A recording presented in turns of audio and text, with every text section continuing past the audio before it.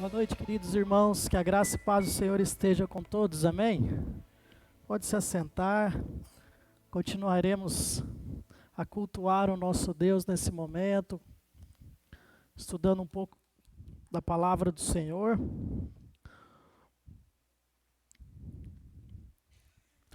Ah, Esse mês temos discutido o mês da família e temos falado muito sobre família. Como o pastor falou hoje, a família, ela é a célula mãe da sociedade e Deus sempre teve o projeto de usar a família, de usar o seu povo a partir de Israel, a família, para transformar o mundo.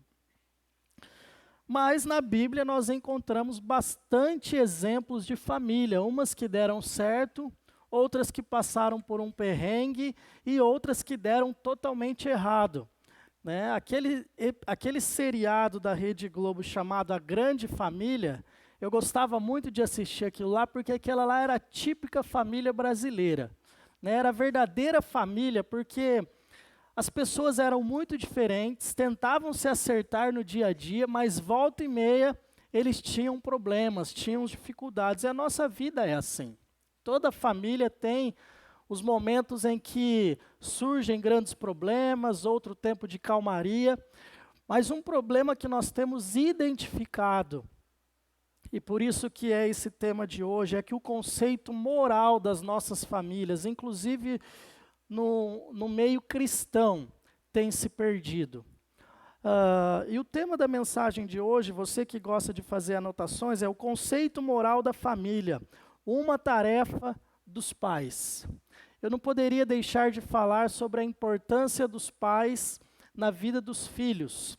Para isso eu gostaria que você deixasse a sua Bíblia aberta em 1 Samuel, nós não leremos nada agora, mas já deixa aí para você acompanhar um versículo ou outro aí que a gente que a gente abra aqui para ler em determinado momento. Vamos orar? Ó Pai, queremos te agradecer pela oportunidade que o Senhor nos dá de estudar a Tua Palavra e que nesse momento não seja mais eu, mas o Teu Espírito usando a minha vida. Perdoa as minhas falhas, os meus pecados. Eu não tenho merecimento algum de estar aqui, Senhor, mas a Tua graça e a Tua misericórdia me capacitam. E que o Senhor possa me usar, ó Deus, para falar às famílias da nossa igreja, inclusive a mim também, a minha família. É o que eu te peço em nome de Jesus. Amém. Queridos, não há uma semana sequer, desde que eu comecei a pastorear, e até antes também, que eu não sou procurado por um pai ou por uma mãe para falar sobre os problemas que têm passado em casa com seus filhos.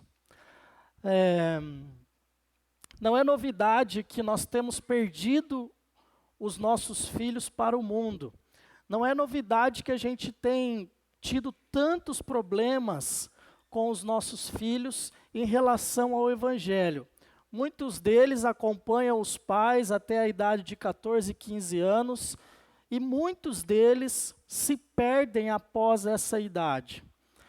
E, na verdade, quando a gente busca compreender o que está acontecendo no seio da família, no meio da família, o que está acontecendo ali naquele relacionamento, existe uma variável que ela sempre está presente quando eu sento para conversar, seja com os filhos ou seja com os pais. E essa variável é: Cristo não está sendo o centro daquele lar. É impossível, irmãos, um lar onde Cristo seja o centro, a possibilidade de acontecer tantos eventos catastróficos no sentido de perda de filho, de pecado, porque quando Cristo é o centro, as coisas tendem a acontecer de uma maneira um pouco mais normal, de uma maneira um pouco mais cordial, de uma maneira um pouco mais linear. Nós não estamos livres de problemas, de dificuldades, mas os filhos tendem a acompanhar os pais, porque veem neles alguns exemplos. Então, essa tarefa de conceito moral, hoje vai uma palavra um pouco mais aos pais, e aqueles que ainda se tornarão pais, e aos filhos também, em relação a como portar-se dentro de um lar, ou como gerir um relacionamento errado, talvez, dentro do lar. E a tarefa exclusiva de trazer esse conceito moral para a nossa família são dos pais. Os pais que são responsáveis por apresentar os filhos a Deus. Eu estava lendo uma pesquisa essa semana da revista, no site do IBGE, e analisando a nossa sociedade hoje, a gente pode ver que essa tarefa não está sendo bem desempenhada pelos pais. Os pais não estão desempenhando muito bem a tarefa de apresentar os conceitos morais de Deus aos seus filhos. Por quê? Olha o que essa pesquisa diz. A avó que mora com os filhos e o neto, o padrasto que também é pai, o filho que se divide entre duas casas, a mãe que cria os filhos sozinha, casais que optaram por não ter filhos. Quem não conhece um caso assim? Aquele clássico padrão de família, formado por pai, mãe e filhos, vem perdendo espaço e novos perfis vão se configurando nos lares brasileiros. Os últimos 60 anos foram cruciais para essa transformação. A entrada da mulher no mercado de trabalho, a queda da taxa de fecundidade, a legalização do divórcio e a onda dos recasamentos provocaram mudanças estruturais no seio familiar, o que tem levado discussões sobre o que é família. E nós vivemos em meio a tudo isso. Tudo isso que foi citado aqui também está acontecendo dentro de nossas igrejas. Uma pesquisa feita o ano passado revela que o índice de divórcio entre casamentos de pessoas cristãs e de pessoas não cristãs está equiparado. Ou seja, os cristãos se divorciam tanto quanto os não cristãos. Então a gente percebe que a família, conforme a gente vê e conforme Deus deixou na Bíblia, ela tem sido modificada de tempos em tempos. E eu creio que esse é o trabalho e um papel do nosso astuto inimigo, porque ele sabe que se ele destruir as nossas famílias, ele destrói uma sociedade, ele destrói a igreja, e ele destrói tudo o que ele quiser, porque a família é a base, o alicerce para toda essa construção de Deus de uma sociedade melhor. Então hoje esses fenômenos ele tem causado algumas questões que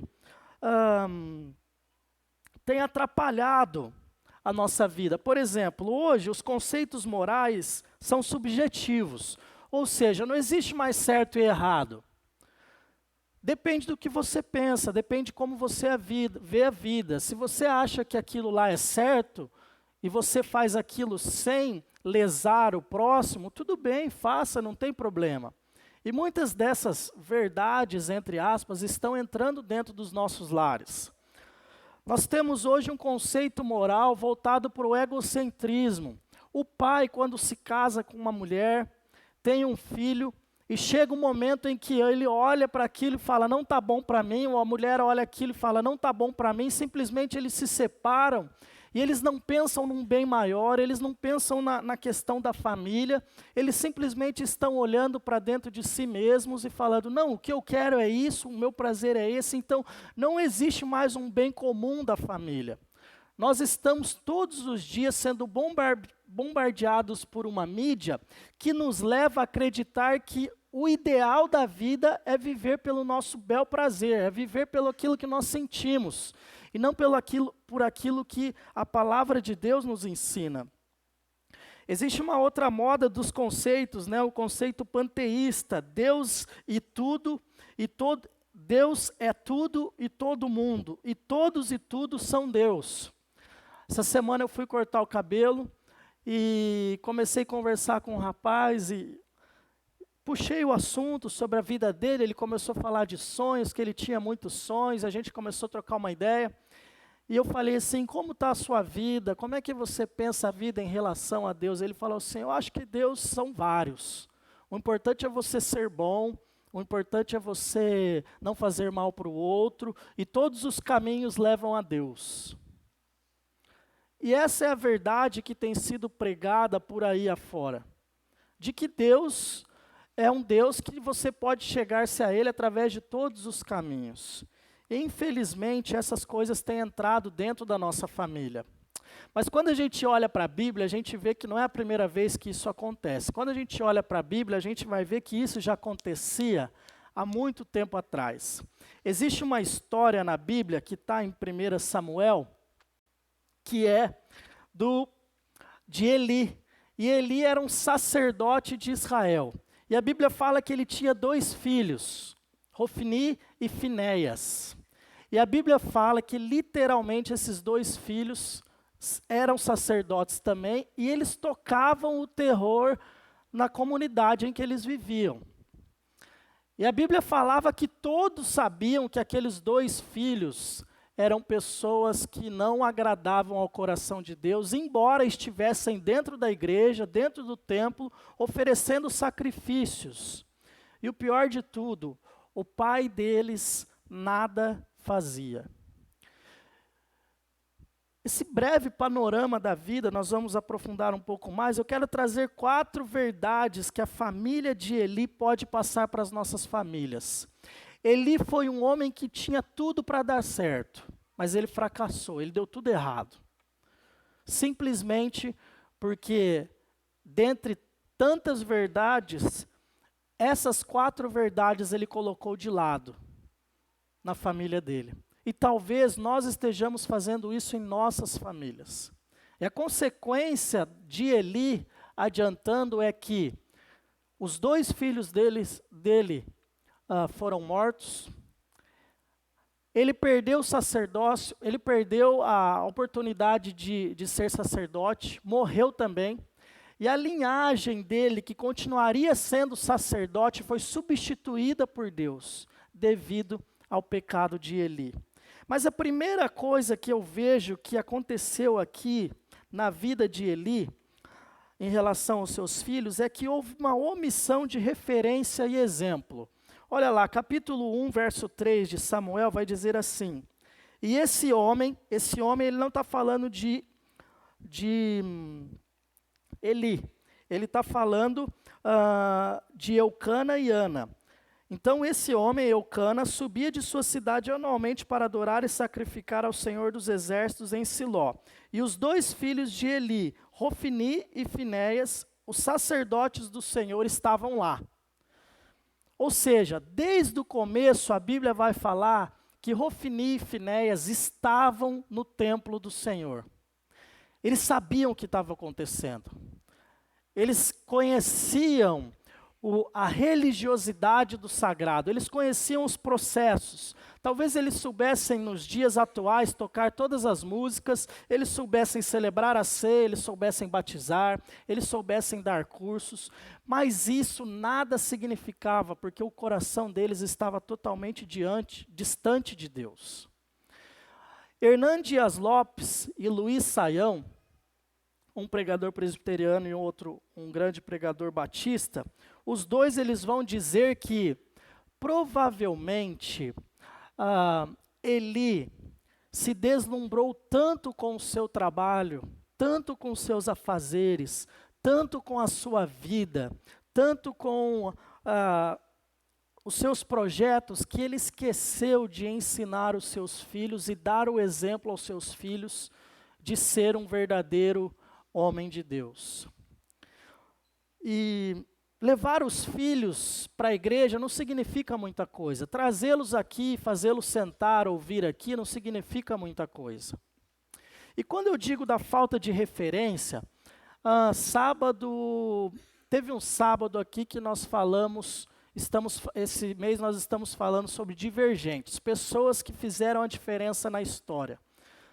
E sábado passado foi pregado sobre Raabe. E teve um momento de oração e eu perguntei aos filhos assim: vocês se juntam em grupo de 3 ou 4, oram, e vocês vão colocar uma pessoa dessa era, dessa época, ou de época dessa geração, ou da geração passada no máximo, que são pessoas referências a vocês. Aquela pessoa que você olha e fala assim: poxa, eu me inspiro nessa pessoa. Gente, veio Martin Luther King, veio Nelson Mandela, grandes homens, veio Priscila Alcântara, uma cantora gospel, veio várias pessoas, não desprezando essas pessoas, mas nenhum disse meu pai ou minha mãe, não que eu me lembre. Ninguém disse. O meu pai é a minha referência, a minha mãe é a minha referência, fulano de tal, meu avô, meu tio, é a nossa referência. Por quê? Por que será que os nossos filhos não veem em nós referências ao ponto de a primeira pessoa que ele pensar ser o pai ou a mãe? Será que nós não temos falhado, não temos nos omitido a passar a verdade aos nossos filhos? Será que nós não temos olhado para eles e apresentado religião e não Cristo? Apresentado religião e não evangelho? Ao ponto de eles olharem para nós e não reconhecerem em nós pessoas que são exemplos de cristão? Pessoas que são referências para a caminhada? Pessoas que são aquelas que você olha e fala, poxa, se eu chegar... O pastor Rafael foi citado, lembrei agora. Citaram você. Que bom. E será que nós não temos caminhado por um lado onde as pessoas, os nossos filhos, os nossos jovens olham para nós e falam, não, igual ele eu não quero ser. Por quê? Será que o problema está em nós? Ou será que está na visão deturpada dessa geração que não quer coisa séria? Então, o primeiro ponto que eu gostaria é que nós não podemos nos omitir de ser referência para os nossos filhos dentro dos nossos lares. Os nossos filhos têm que olhar para nós e falar, poxa, meu pai tem erros, mas eu gostaria de ser como ele. Se eu crescesse... Quando eu crescer, se eu for metade do que meu pai é, eu já ficaria feliz. Mas não, infelizmente eles não têm tido essa visão. Talvez eles não tenham tido essa visão porque falta tempo de discipulado junto, falta aquele tempo em que você sai sozinho com o seu filho e troca uma ideia com ele sobre a vida, desde pequeno, porque o maior problema dos pais, eles chegam às vezes com um filho de 15 anos na igreja para a gente, né, e falam, ó, meu filho não fala comigo, conversa você com ele. Aí a gente vai conversar com o filho, e depois que chega 15 anos, meu irmão, você não conversou com o seu filho desde cedo, não é com 15 que ele vai conversar com você, não vai. Se ele não aprendeu a confiar em você desde cedo, para você quebrar essa esfera e essa muralha que se criou depois dos 15, vai ser muito mais difícil. Porque lá na escola, com certeza, já tem um militante, já tem um ateu, já tem qualquer tipo de pessoa ouvindo as mazelas do seu filho e dizendo, eu tenho espaço para você na minha vida. Quantos de nós temos tempo desde pequeno para trabalhar e ensinar o evangelho para os nossos filhos? E fazer isso, irmãos, dá trabalho. Eu falo por mim mesmo, eu estou com uma filha de 4 anos. Como dá trabalho a gente parar e falar sobre o evangelho? A gente vive correndo, a gente vive cansado, a gente tem vários afazeres.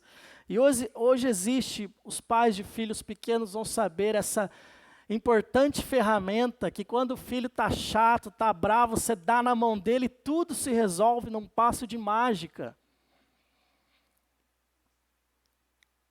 Só que isso aqui tem sido uma armadilha do inimigo, uma armadilha do diabo. Ontem mesmo a Elis estava com a Alice, né, e ela estava assistindo desenho no YouTube, desses que não tem pretensão nenhuma, esses desenhos de massinha que o povo ganha dinheiro para ficar brincando de massinha, tem milhões de views no YouTube, e ela vendo e de repente apareceu um bonequinho falando, chamando de perdedor, né? Loser, apontando para a tela e falando loser, loser, loser. Totalmente fora de contexto. Então às vezes nós estamos entretendo nossos filhos e nós mesmos estamos mandando eles para o terreno do inimigo. Nós estamos atraindo para dentro de nossas casas destruição. O segundo ponto que eu acho que faltou ali, Eli falhou no ensino dos conceitos morais de Deus. Capítulo 1, verso 22 vai dizer assim. Acho que é 2:22. 2:22. Ora, Eli era muito velho e ouvia tudo o que os seus filhos faziam a todo Israel, e como eles se deitavam com as mulheres que se reuniam à porta do tabernáculo da congregação.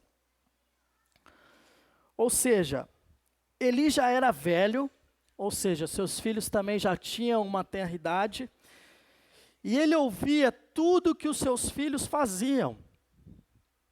Os seus filhos já eram grandes e não tinham aprendido a dar valor às coisas de Deus. Eles não tinham temor ao Senhor. E hoje é uma coisa que eu vejo, para essa geração falta temor, gente.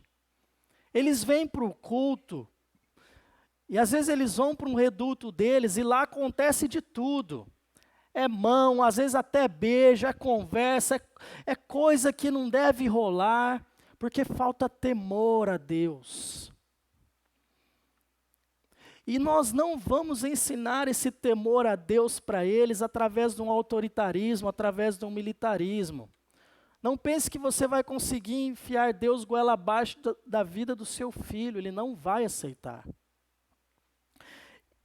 A Bíblia fala em Provérbios, capítulo 22, versículo 6, ensina a criança no caminho em que deve andar, e quando ele crescer, não se desviará dele.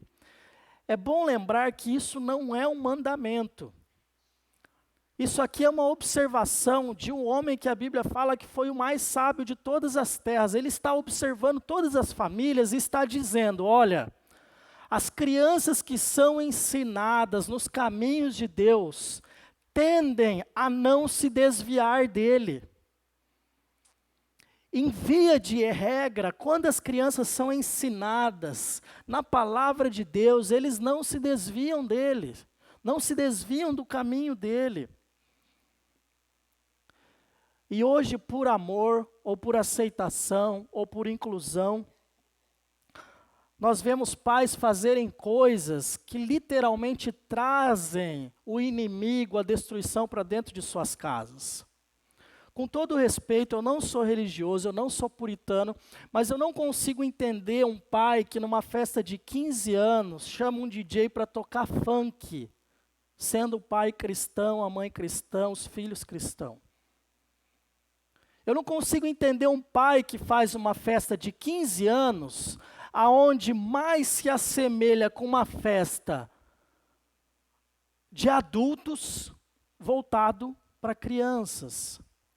Aí depois, quando a bomba explode, a gente fica perguntando aonde foi que eu errei com o meu filho. Já aconteceu comigo, eu não sei se aconteceu com o pastor Rafael, certa vez eu fui falar com o pai e ele falou, deixa com meu filho, cuido eu. Eu falei, tá bom. Toda vez que acontece isso, eu retiro os meus pés e falo, Deus, tem misericórdia. E, gente, não é maldição. Toda vez que isso acontece, chega uma hora que aquela criança explode, estoura. Nós não podemos ser coniventes com o mundo. Nós podemos fazer belas festas de 15 anos, nós podemos fazer belos casamentos sem parecer com uma festa mundana. Sem baixar o nível com músicas que nada acrescentam. E se o seu filho mora dentro da sua casa, você precisa mostrar a ele isso. E como eu digo, muitos pais têm o desejo de mostrar isso, mas estão tentando mostrar da maneira errada. Através de um autoritarismo, de um militarismo. Isso não vai acontecer. Isso acontece na caminhada do dia a dia. Seu filho primeiro precisa olhar para você e falar assim, poxa, meu pai é um cara nota 10. Ele erra, mas ele é uma pessoa que eu preciso seguir. Minha mãe é uma mulher de Deus. Senão, eles não vão escutá-lo, não vão nos escutar. E apesar dos tempos mudarem, o projeto de família mudar, a moral de Deus nunca muda, irmãos. Deus continua sendo o mesmo ontem, hoje, vai continuar sendo. Deus é santo. E nossas famílias estão sendo destruídas porque nós temos trazido essas coisas para dentro dos nossos lares, para dentro das nossas famílias. A Bíblia fala em Provérbios capítulo 19, versículo 18, disciplina teus filhos enquanto eles têm idade para aprender. Não cooperes para a morte deles. Olha como isso é sério. A Bíblia fala que quem coopera para a morte dos filhos são os pais. E isso é uma verdade que eu vejo repetindo-se todos os dias. Pais que estão empurrando seus filhos para o mundo. E não são pais que estão fora da igreja, não, são pais que estão dentro da igreja. Pais que se acham muitas vezes acima da verdade, inclusive de Cristo, a ponto de não reconhecer seus erros, seus pecados, suas fragilidades e desejar mudança em prol dos seus filhos. Pais que estão doentes emocionalmente, pais que estão em pecado. Pais que estão trazendo, através da sua vida, a maldição para dentro da sua casa. Mas a Bíblia fala que é tarefa nossa corrigir os nossos filhos. A Bíblia vai falar que não deve fugir deles a vara da correção. Mas alguns pais confundem a vara da correção com a fivela do cinto, com o fio do ferro de passar, com a havaiana de pau, né? Com tudo que você imaginar. Eu não esqueço até hoje, quando eu era menor, graças a Deus eu nunca fui uma pessoa de apanhar, não precisava apanhar. Minha mãe disse que me deu uma surra só que resolveu pro resto da vida. Eu não lembro, mas deve ter sido braba a surra. Mas uma mulher falava que a maneira dela educar os filhos é o seguinte: eles estavam tocando terror na casa e aquela ira grande, e ela dizia, olha, se eu bater nessas crianças agora, eu não vou bater, eu vou espancar. Porque a ira, quem é pai sabe, tem hora que tem vontade de pegar na jugular da criança e balançar. E ela falava que ela saía de casa, fazia compra, e voltava, os filhos já estavam todos bonzinhos, achando que tinham escapado. Daí ela chegava e falava, vem cá agora, vamos conversar com a mamãe. As crianças já estavam boas. E ela tirava a roupinha deles e falava, ó, agora você vai apanhar por isso, por isso e por isso. Ela batia conscientemente, ela educava conscientemente. É até perigoso a gente falar isso agora, porque se alguém denunciar, é perigoso o crime, mas entre o crime do mundo e a palavra de Deus, eu prefiro ficar com a palavra de Deus. Porque é ela que nos corrige, é ela que nos direciona. Então, meu irmão, não fale nos ensinos morais. Isso é um papel dos pais. Os pais precisam colocar os filhos nos eixos. E apesar de a idade já ser grande, nunca é tarde para recomeçar. Eu vi pais que se acertaram depois de 20, 30, 40 anos de idade. Nunca é tarde para você olhar para a sua vida e falar, eu preciso mudar. A terceira coisa, e essa é uma coisa que tem sido constatada, a terceira verdade, constatada a nível da sociedade, é que muitos pais têm falhado ao fazer dos seus filhos deuses ou semideuses. Eu estava lendo um comentário e um livro de A.W. Tozer, um teólogo e um pastor muito conhecido, e ele estava contando a história de Abraão e Isaac, na visão dele. E ele diz que, imagine Abraão sabendo que precisaria de um filho, e que Deus haveria de dar um filho a ele, e através desse filho ele seria pai de muitos, de toda a nação. A espera dele por aquele filho foi muito grande. Ele tentou inclusive dar um jeito com Deus para arrumar aquele filho, e Deus falou, não, mas não é esse. E quando ele pega aquela criança no colo, você já pegou algo que você está esperando muito? Algo que você queria muito na vida? Ele queria aquele filho, e quando ele pegou, A.W. Tozer diz que naquele momento Deus saiu do trono do coração de Abraão. E Isaac se tornou o seu Deus. A ponto de Deus fazer um desafio com Abraão. E nós temos colocado, em muitos momentos, os nossos filhos no nosso trono. Eu tenho medo, irmãos, quando um pai chega para mim e diz assim, meu filho é uma gracinha, ele é tão bonzinho. Aí eu fico pensando, eu gostaria que você soubesse as coisas que eu sei do seu filho. Você iria mudar de opinião. Sabe por quê? Porque os nossos filhos não são essas gracinhas. Os nossos filhos são pecadores e necessitam da graça de Deus. E não é adulando, não é protegendo, não é guardando que nós vamos ensinar eles nos caminhos de Deus. Tem uma capa de uma revista que eu trouxe aqui, a primeira, quando eu falei que a sociedade está preocupada com o que os nossos filhos estão se tornando, essa foi a capa da revista Época, eu não vou lembrar que ano que é, que o título foi Eu Me Acho. Porque a educação moderna criou adultos que se comportam como bebês? Como incentivar a autoestima de crianças e adolescentes na medida certa? Os estudiosos estão preocupados porque as crianças estão crescendo sem frustração. E eles estão virando adolescentes que não se frustraram na vida. Só que a vida, irmãos, a vida é dura. E quando a frustração chega, ela não olha quem chega, ela chega e destrói. E nós estamos crescendo, essa geração está crescendo sem ter uma base firme. Esse autor, que eu estava lendo sobre isso, ele diz sobre a geração do 7-1, Neymar e companhia. Eles eram fortes, tinham cabelos legais, eles eram o salvador do Brasil.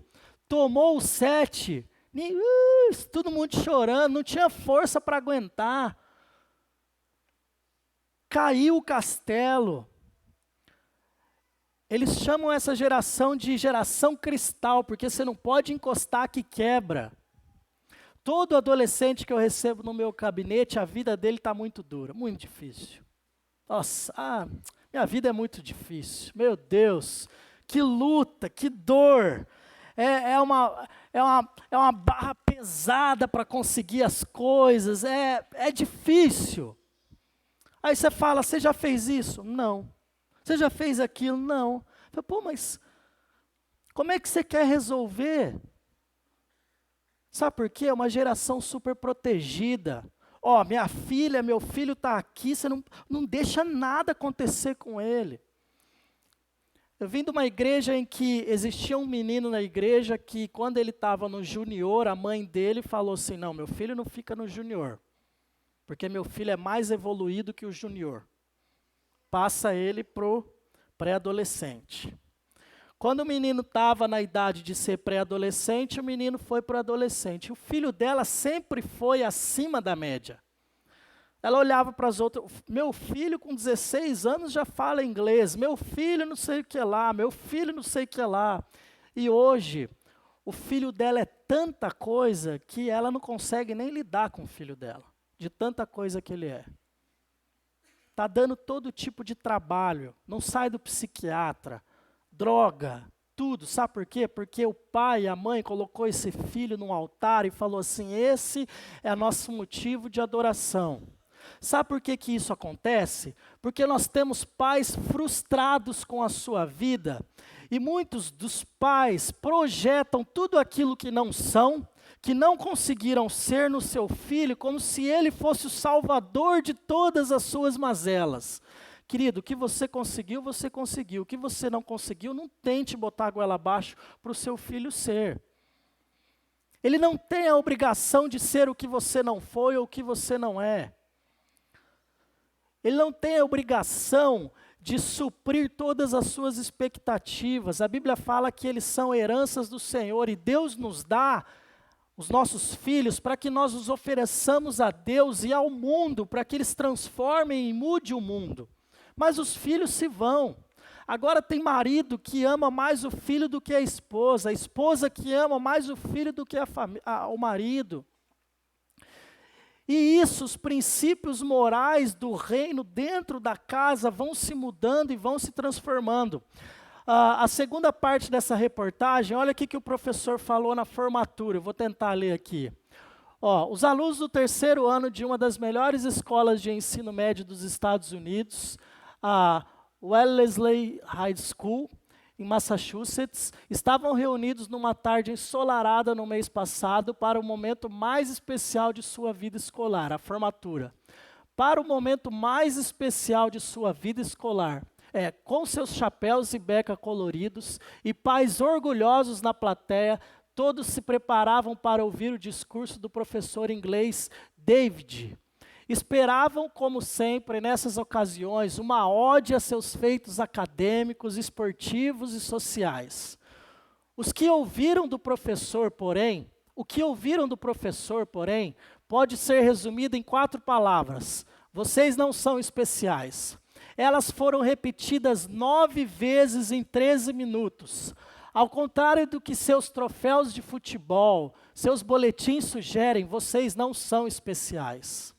Adultos ocupados mimam vocês, os beijam, os confortam, os ensinam, os treinam, os ouvem, os aconselham, os encorajam, os consolam e os encorajam de novo. Assistimos a todos os seus jogos, seus recitais, suas feiras de ciências. Sorrimos quando vocês entram na sala e nos deliciamos a cada tweet seus. Mas não tenham a ideia errada de que vocês são especiais, porque vocês não são. Poxa, pastor, você está pegando pesado. Eu falei, eu estou pegando pesado, irmãos, porque essa é a realidade que eu vejo dos nossos jovens. São esses jovens que estão chegando dentro da nossa igreja. Jovens que não podem ser confrontados do seu pecado porque ficam bravinhos e não voltam mais. Mas eu tenho um compromisso com a palavra da verdade. Eu tinha uma ovelha em que por muito tempo eu fui levando ela e me achegando perto dela, e chegou uma hora que eu precisei confrontá-lo. Ele era um mentiroso de mão cheia, estava lesando irmãos da igreja. E eu comecei a conversa com ele assim, eu falei, depois dessa conversa você vai ter 2 atitudes, só 2. A primeira, você vai se aproximar mais de mim, clamando ajuda, ou você vai sair dizendo várias coisas de mim e vai sumir daqui. Ele falou, nossa, por quê? Eu falei, porque eu preciso te dizer uma coisa. Aí eu puxei o relatório dos acontecimentos. Peguei o pergaminho, soltei o rolo e falei, pá. Você está fazendo isso? Não. Eu tenho dificuldade, eu vou no médico, eu estou me tratando. Eu falei, rapaz, você tem 18 anos na cara. Não coloca no médico a desculpa. Se você quer viver essa vida, viva. Mas não viva aqui dentro. Não fique brincando com Deus. Assuma os seus erros. O que aconteceu? Qual das coisas? A primeira ou a segunda? Sumiu. Não. Porque eles querem vir para a igreja e ter um culto legal. Eles querem vir para a igreja e ter um som legal. Mas eles não querem mudar de vida. Porque muitas vezes dentro dos nossos lares nós ficamos abaulando, adulando. Tadinho do meu filho, é tão difícil, ele precisa passar no vestibular, né? Tão pesado estudar, preciso dar um conforto para ele. Tem crianças aqui que andam 3, 4 quilômetros para ir para a escola, irmãos. Talvez não seja da realidade dos irmãos aqui. Se você falar para o seu filho, você vai andar 3, 4 quilômetros, ele já começa a mancar. Ai, pai, vai dar não. Acho que machucou minha perna aqui. E a gente pega, põe dentro do nosso carrinho e fala, vamos. Meu filho querido, está doendo a perninha, né?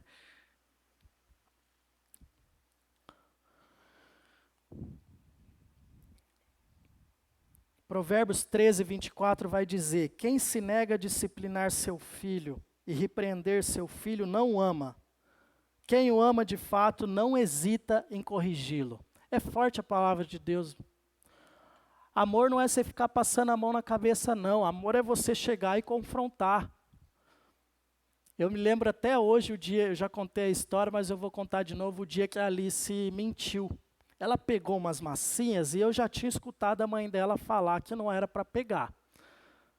E a mãe dela foi dormir, eu estava fazendo algumas coisas lá e de repente eu vi a mão dela cheia de massinha. Eu falei, mamãe deixou você pegou essa massinha? Ela já regalou o olhão. Eu falei, você tem certeza? Deixou. Eu falei, eu vou perguntar pela terceira vez. Na terceira vez você tem a chance de me dizer, deixa bem claro, você pode me dizer que você está mentindo e não vai acontecer nada. Mas se você estiver mentindo, nós vamos conversar. Presta atenção que o papai falou, hein? Mamãe deixou você pegar a massinha. Irmãos, não é por acaso. O pecado já está dentro deles desde que nascem. Ela tem 4 anos. Aí eu falei, eu vou perguntar para a mamãe, o que ela fez? Não, não pergunta não. Ela sabia que a mamãe não tinha deixado. Eu fui, perguntei, a mamãe falou que não. Aí, a vara da correção, a varinha do amor que a gente chama em casa, comeu solta. Porque ela mentiu. E ela sabe que se mentir de novo, vai comer de novo. Enquanto estiver debaixo do meu teto, se mentir, vai comer a vara. Talvez eu tenha que amarrar, né, com uma certa idade, mas por enquanto eu consigo.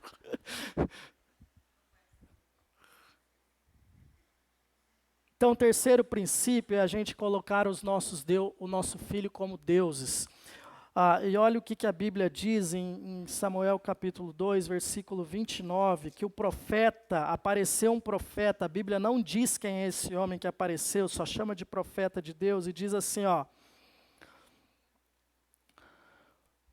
por isso chutais o meu sacrifício e a minha oferta que tenho ordenado em minha habitação, e honra os teus filhos acima de mim, para fazer-vos gordo com a principal de todas as ofertas em Israel. O que Deus está falando para Elias, falou, você ama os seus filhos e honra os seus filhos acima de mim. E para Deus não tem esse negócio, ou são seus filhos, ou é Deus, não tem meio termo, não pode estar em mesma estatura, é Deus em primeiro lugar, o seu esposo ou esposa depois, e depois os seus filhos. Eli estava desobedecendo a Deus quando ele colocou o seu filho no altar. E Deus falou através do profeta, você honra os seus filhos mais do que a mim. Quantos de nós temos honrado nossos filhos mais do que a Deus? Privando-os das frustrações do mundo, da verdade, da dor. O quarto e último, nós falhamos num grande princípio da Bíblia que é menosprezar o princípio da sujeição. Coloca outra capa de revista, essa foi a capa da revista da Veja. Para vocês verem, irmãos, que nós não estamos falando de coisa que não acontece, a sociedade está vendo isso. É eles que mandam. Um retrato dos adolescentes de hoje, eles são os reis da era digital. Decidem o que a família vai comprar, custam caríssimo, mas estão mais desorientados do que nunca. Isso foi... Não achei ali. Mas faz tempo essa reportagem, não é de agora não. 2009 parece, né? 2009, 10 anos eles já estão dizendo que os filhos se acham, que eles estão acima dos pais. E agora eu quero que os irmãos abram a Bíblia em Efésios capítulo 5, no verso 21. E eu vou dizer por que nós temos falhado no princípio da sujeição. E é um princípio muito importante da Bíblia. Verso 21 do capítulo 5 de Efésios vai dizer assim: sujeitando-vos uns aos outros no temor de Deus. Esposas, sujeitai-vos a vosso marido como ao Senhor. Porque o marido é a cabeça da esposa, como também Cristo é a cabeça da igreja, sendo ele próprio o Salvador do corpo. 25. Maridos, amai vossas esposas, como também Cristo amou a igreja e assim se entregou por ela. Versículo 28, assim devem os maridos amar a sua própria esposa. Versículo 31, por isso o homem deixará seu pai e sua mãe, se unirá à sua esposa, e os dois serão uma só carne. Versículo 1 do capítulo 6, filhos, obedecei a vossos pais no Senhor, porque isto é justo. Honra teu pai e a tua mãe, que é o primeiro mandamento como promessa. Olha aqui para os filhos agora, se vocês não entenderem nada, conversar a mensagem inteira, agora presta atenção nisso que eu vou falar. Quando Salomão fala o seguinte, ensina a criança no caminho em que deve andar e quando ela crescer ela não se desviará, não existe promessa, mas Deus faz uma promessa para nós filhos, que se nós honrarmos os nossos pais, nós teremos os nossos dias prolongados nessa terra. Você filho que está querendo morrer, que a vida está muito ruim, basta você não obedecer seus pais, que vai acontecer rápido, é o que a Bíblia diz. Mas se você quer viver por muito tempo, conquistar muitas coisas, faça o que a Bíblia diz. Honra o teu pai e tua mãe. Por mais que o seu pai ainda não seja o seu exemplo, ore por ele, honre ele. Seja submisso às vontades dele. Converse com ele. Se você é o único cristão em casa, seja a luz na sua casa. E eu fiz aqui um esqueminha de como deveria ser o princípio da sujeição segundo Deus. Ou seja, nós temos Cristo, que é a centralidade. O homem é a liderança espiritual da casa. E aqui, irmãos, não está o general, o coronel, que deixa a mulher num patamar abaixo, não. A sujeição que Cristo fala, que Paulo fala, é essa sujeição. A mulher está ao lado como auxiliadora do homem. E os filhos estão embaixo, sujeitando aos pais que se sujeitam a Cristo. Logo, pode deixar por favor, logo, se a gente não tem pais que se sujeitam a Cristo, os filhos que se sujeitam aos pais estarão se sujeitando a quem? Quando os pais se sujeitam a Cristo, quando os filhos se sujeitam aos pais, automaticamente eles estão se achegando a Cristo. Mas a gente tem falhado nesse princípio, sabe por quê? Porque o nosso esquema está assim, coloca aí para gente. Os filhos estão em cima, a mulher manda, o marido é o banana e Cristo está lá para fazer o que a gente pede para ele fazer.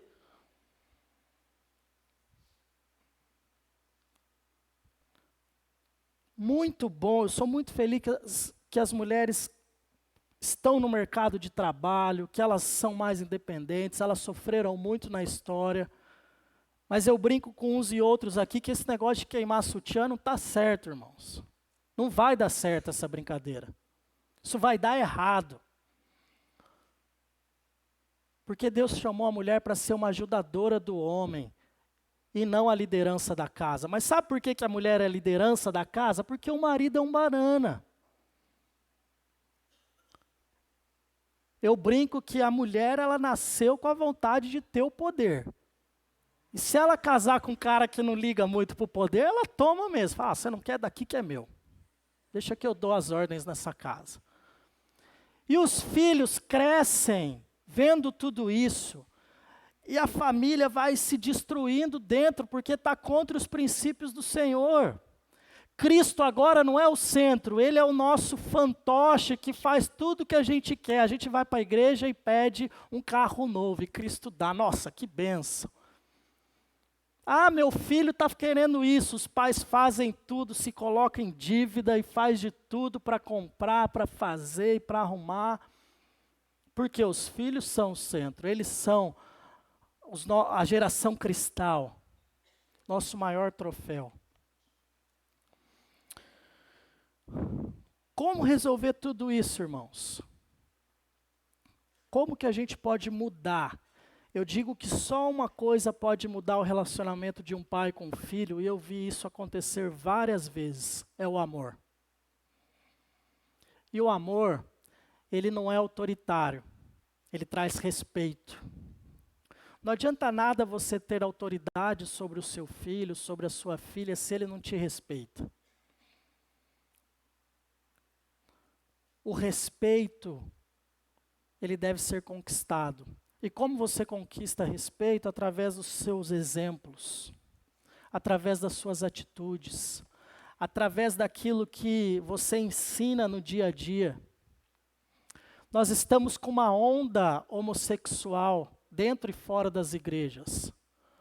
Agora imagine uma criança que cresce num lar, vendo o pai tratar uma mulher como se ela fosse uma escrava de todos os níveis, sexual inclusive, como se ela fosse uma marionete que vai para lá e vai para cá. Você acha que um filho, aliás, uma filha de um pai desse, qual que é a grande probabilidade dela crescer nunca mais querendo um homem na vida? E você fala, isso só acontece lá fora. Não, nós temos muitos homens que se dizem crentes, mas têm tratado suas esposas como elas fossem lixo.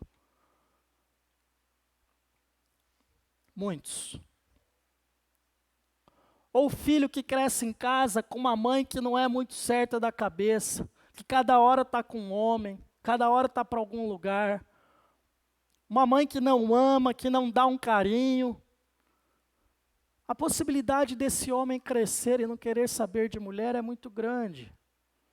Porque a primeira referência da vida dele já falhou.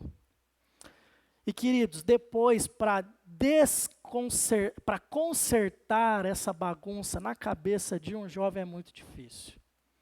E hoje nós temos que lidar com muitos jovens que estão tendo essas dificuldades dentro das nossas igrejas. E amá-los. Porque só através do amor e da palavra de Deus é que isso pode se transformar. Então, se o seu filho está perdido, volta para sua casa hoje e analisa essas verdades sobre a vida e a família de Eli. Os princípios morais de Deus precisam estar cravados no centro da nossa família. Assim como Deus falou que cravou em Jesus no nosso coração, nós precisamos cravar os conceitos morais dentro do nosso lar. E não pensem que na minha casa é tudo legal, tudo certo, não. É um desafio, irmãos, tremendo para fazer dar certo todos os dias. E tem dia que não dá. Tem dia que a coisa escorrega. Mas a gente não pode deixar a coisa degringolar e começar a rolar e a gente se perder de vista. Deus está nos chamando nessa noite para olharmos os conceitos morais da nossa família. Você como pai, como mãe, você que ainda não é casado, fecha a porta do seu quarto, senta na cama com a sua esposa, com o seu esposo e fala como nós estamos. Sabe que nosso filho tem sido nosso Deus? Você que é marido, tenha a hombridade, a coragem como homem do Senhor de mostrar isso à sua mulher se isso acontece. A trabalhar isso com ela. Se for preciso, procure ajuda. Muitas vezes isso está tão enraizado, irmãos, que nós não temos visão dessas coisas. A gente às vezes está tão dentro do problema, no olho do furacão, que nós não estamos vendo as coisas erradas que nós temos feito dentro da nossa família. E a Bíblia fala em Provérbios, Salomão falou que nós temos grande parte em culpa da morte dos nossos filhos, se não os ensinarmos no caminho correto. Você errou, teve um relacionamento e teve um filho, casou-se de novo, amém, a graça de Deus está com você. Mas busca ter um relacionamento com esse filho, com essa criança. Não deixe para trás as coisas do passado, aquilo lá, eu casei de novo. Não, resgata, ama. Busca saber da vida. Você que está com um filho pequeno, tenta caminhar desde cedo com essa criança. Você pai, você mãe que errou, reúne a família e diga, eu errei. Não tem problema nenhum em dizer que errou, irmãos. O problema maior é fingir que nada está acontecendo. E não ache que seus filhos são bobos. Hoje as crianças com 5, 6 anos, eles sabem coisas que a criança de 10 não sabia antes, porque eles estão muito ligados. Os jovens e os adolescentes com 15 anos hoje, o Google diz muitas coisas para eles. Se você não ensinar, o Google vai ensinar. Eu gostaria que a gente voltasse a refletir e que você voltasse a refletir sobre esses conceitos morais dentro da sua casa. Não deixe o inimigo destruir sua família. Se o seu trabalho está tomando tempo, ore a Deus para que Deus ajude a você ter mais tempo, porque a sua família é mais importante que o seu trabalho. Se o seu projeto acadêmico está te atrapalhando, peça a Deus para te dar mais sabedoria, para que você tenha mais tempo para a sua família. Porque existe um alvo na sua família e o diabo está mirando lá, porque ele sabe que se destruir a sua família, ele destrói a igreja. E nós somos o corpo de Cristo e não podemos deixar que isso aconteça. Amém? Vamos ficar em pé. Gostaria de orar, chamar o pastor Rafael também. Temos uma música antes. O pessoal vai cantar. Eu gostaria de chamar os pais e os filhos para se sentarem juntos nesse momento. Será que a gente consegue? Eu sei que a galera gosta de sentar lá em cima. Se o seu filho não chegar, vai até ele. Procure ele, vamos lá. Quem está com o papai e com a mamãe aqui perto, vai lá, abraça seu filho para a gente orar. Fiquem juntos. Você que não está com seu pai, sua mãe, mas tem alguém, uma família que ama você, que é a sua família, junte-se a ela para que vocês possam orar juntos nesse momento, cantar essa música. E que você possa de fato declarar que a sua família é do Senhor. Queridos, não vamos deixar o inimigo vencer a nossa família. Cristo tem nos dado as ferramentas, Ele tem nos dado exemplos, e é possível fazer diferente. É custoso, dá trabalho, mas é possível fazer diferente.